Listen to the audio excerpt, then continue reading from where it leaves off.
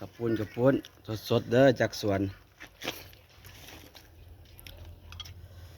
ทั่วปลูกเอง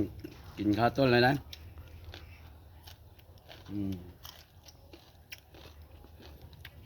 เข้ามาใกล้ๆหน่อย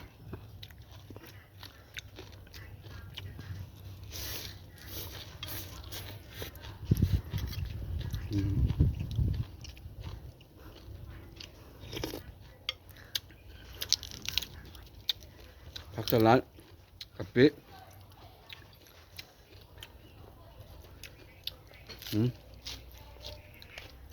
ตัว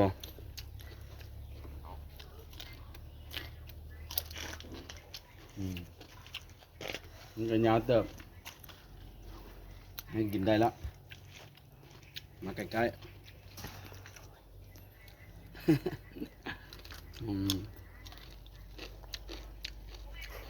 จำกะปิ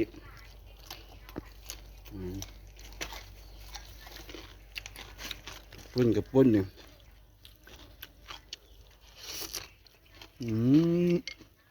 อืม